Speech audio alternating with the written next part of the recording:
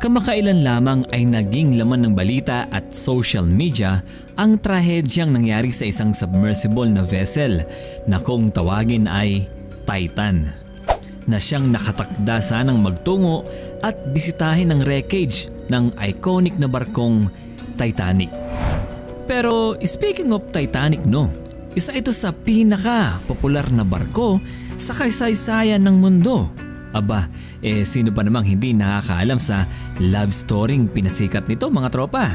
Halos lahat naman yata ay pamilyar na sa karakter nila Jack at Rose.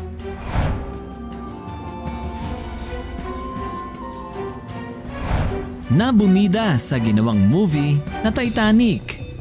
Pero hindi tulad sa pelikula at pahayag ay hindi iceberg ang dahilan kung bakit umano lumubog ang Titanic. Kundi ay isang cursed mommy umano ang dahilan kung bakit lumubog ang unsinkable ship na ito. Sa video natin ito ngayon mga tropa ay pag-uusapan natin ang isang urban legend patungkol sa paglubog ng Titanic. Dito lamang yan sa channel na kung ikaw ay may alam sa mga bagay-bagay, kayo ay laging mapapalagay. Tara, simulan na natin.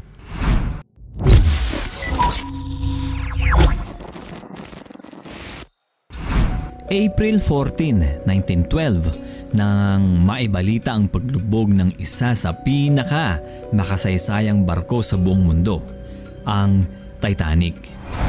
Kung pagbabasihan ng inilabas ng mga pag-aaral, sinasabi mga tropa na pagkakabangga umano sa iceberg ang dahilan ng paglubog nitong Titanic. Pero teka lang mga tropa. Paano kung sabihin ko sa inyong may iba pang kwento ang hinihinalang dahilan ng tunay na paglubog ng nasabing barko? Oh nako, napaisip kayo Ano kaya yun? Ayon sa mga impormasyon, isang kaluluwa umano ng mummified priestess ang may sala sa paglubog ng The Unsinkable Titanic. At take note mga tropa ang legend umanong ito ang pinakamahirap ipaliwanag o i-debunk sa lahat. Lalo pat pinapakita ng mga nagpapatunay umano dito na ito ay well documented at madami umanong mga patunay tungkol dito. Nagsimula ang legend na ito mga tropa noong late 1890s kung saan ay mayroong 4 na mayayamang negosyante umano ang nakatagpo ng isang ornate wooden coffin na naglalaman ng mummified remains ng isang Egyptian priestess. At itong Egyptian priestess na ito ay ang sinasabing priestess umano ni Amen-Ra, na umano'y pinaniniwalaang namatay ng halos 3,000 taon nang nakakaraan. Ang ornate wooden coffin na ito ay sinasabing natagpuan sa isang vault sa Thebes na kilala bilang ancient Egyptian city na nakabaon malapit sa Nile River. At dahil nga sa 4 itong mga nakatagpo mga tropa ay napagpasya na lamang nilang mag-draw lots o yung tinatawag na palabunutan kung sino sa kanila ang mag-uuwi ng nasabing ornate coffin na ito. Pero ito ang twist mga tropa, kung sino man ang mag-uuwi ng treasure na ito ay kinakailangang magbayad ng pantay na halaga ng treasure sa kanyang mga kasama. In short mga tropa ang panalo lang ng mag-uuwi ng ornate coffin na ito ay ang parangal na sa kanya lang ibibigay ang buong pagkilala o credit ng pagkakadiscover sa treasure na ito. At yun na nga mga tropa, at inuwi na nga ng nanalong negosyante ang nasabing ornate coffin at dinala niya muna ito sa isang hotel. Ayon sa mga kwento, ang nag-uwi ng ornate coffin na ito ay huling namataan na naglalakad sa gitna ng disyerto, at pagkatapos nun umano ay hindi na ito nakita pang muli. Nang sumunod na mga araw mga tropa ay tila ba minalas rin ang 3 pa nitong kasama na mga negosyante. Kung hindi nagkasakit o naaksidente ay nabankrupt naman ang kanilang mga negosyo. At hindi lang yan mga tropa dahil simula pa lang yan ng mas mahabang istorya. Nang makarating sa England ang ornate wooden coffin na ito mga tropa ay nabili ito ng isang London businessman. And as usual mga tropa, nagkanda malas-malas rin ang buhay ng negosyanteng ito. Kaya naman para tapusin yung kamalasan niya ay naisipan niyang i-donate sa isang British museum ang treasure na ito noong 1889. Ngunit akala nyo doon na yun magtatapos no? Hindi pa rin nagpatahimik itong coffin na ito mga tropa at nagpatuloy pa rin ang di umano'y sumpang dala nito. Ayon sa mga staff ng museum na siyang mga direktang saksi ukol sa mga kababalaghang dala ng coffin na ito, gabi-gabi umanong mayroong maririnig na tila ba kumakalabog o kinakamot ang itaas na bahagi ng coffin mula sa loob nito. Maging ang tinig ng isang babaeng nagmamakaawa at umiiyak. Sunod-sunod din ang misteryosong pagpanaw ng ilang staff ng museyong ito. Kaya naman ay nakumbinsi ang lahat na mayroong sumpa nga ang nasabing treasure coffin na ito. Fast forward tayo mga tropa at nabili nga ng isang private collector ang ornate wooden coffin na ito na siya namang naipasa sa isang American archaeologist. Nagpasalin-salin ng treasure na ito mga tropa hanggang sa mabili muli ito ng isang American collector at tuluyang ipinaship o ipinadala itong ornate coffin na ito sa New York City. Ang paraan ng pag-shift na ginamit nila noon ay sa pamamagitan ng barko. At take note mga tropa ha, ang barkong ginamit nila noong mga panahon na yon ay ang The Unsinkable Titanic upang mas maprotektahan umano at maalagaan ang treasure na ornate wooden coffin na ito. At ito ang interesting part mga tropa. Ayon naman sa legend na ito ay hindi iceberg ang dahilan ng paglubog ng The Unsinkable Titanic, kundi ang sumpang dala umano ng pagkakagambala sa coffin ng priestess ni Amen-Ra.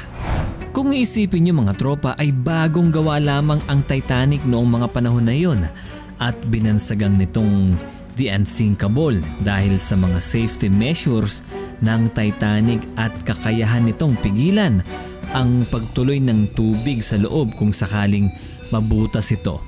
Dahil sa 16 na compartments nito na mayroong kanya-kanyang pinto na maaaring isara sa oras na mayroong tubig na pumasok kung mabutas ang gilid o yung ilalim ng Titanic. At dahil nga sa sumpang dala umano ng coffin ay nakapagtatakang hindi naging epektibo ang mga safety measures na ito at tuluyan ngang lumubog ang Titanic. Pero ang tanong mga tropa, totoo nga ba ito? Totoo nga bang mayroong sumpa ang treasure na ito at totoo bang ito ang naging dahilan ng paglubog ng Titanic? Well, ang sagot mga tropa ay hindi.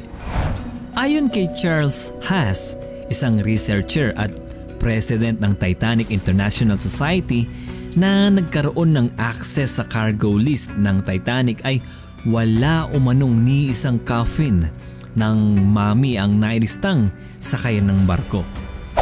Sa katunayan nga mga tropa ay maaaring isa lang umanong coffin lid ang tinutukoy sa kwento.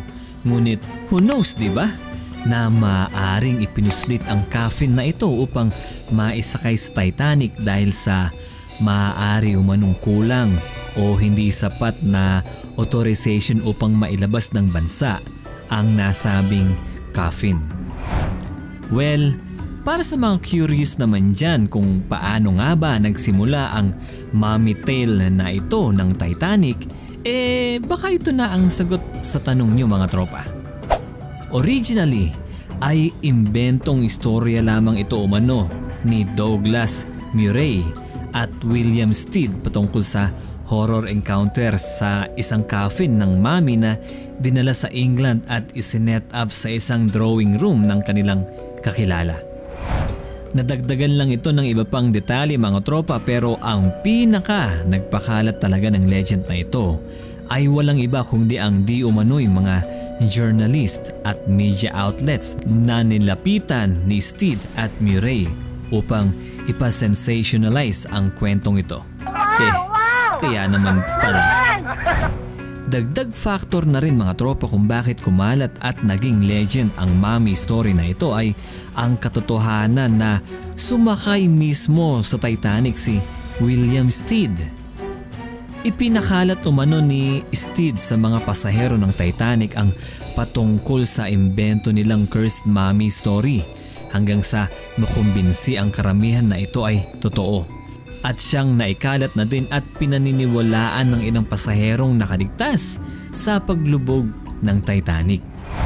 Well, eto no mga tropa, mabilis pa ring naidebunk ang legend na yan dahil sa mga facts na inilatag ng mga eksperto. Bukod sa walang matibay na ebidensya patungkol sa mga claims na sakay umano ng Titanic ang nasabing ornate wooden coffin na ito, ay wala din umanong naging saksi na maaari sanang makapagpatunay na totoo ang kwentong ito. Hanggang sa ngayon mga tropa ay isa pa ring misteryo kung ano nga bang talaga ang pinagbasihan nitong si Steed at Murray sa mommy curse na istoryang ito. Pero dahil sa kakulangan ng ebidensya ay malinaw na isa lamang itong malaking historical hoax. Sa kabila nito mga tropa ay may ilan pa ring mga nagtatangkang patunayan ang legend sa paniniwalang tunay ngang naganap ito. Pero kayo mga tropa, ano sa tingin nyo? Posible nga ba talagang totoo ang legend o hamak na kwento lamang ito? At yan po ang kwento sa likod ng urban legend patungkol sa isang cursed mommy na nagpalubog ng The Unsinkable Titanic. At kung meron man po kayong correction o karagdagang impormasyon sa videong napanood nyo ngayon ay maaari po kayong mag-iwan ng comment sa ating comment section below. Maraming salamat po mga tropa at kita-kits muli tayo sa ating mga susunod na videos. Mata ay masyo! Living life every day, late at night, not okay. All I want and I pray, all I need are some better days. Fuck me, I'm looking in the mirror, so foggy, but I've never seen clearer. I don't really think anyone can save me, and honestly I'm not really sure I want saving. I like to be my own worst enemy. There's no risk if you don't try at anything.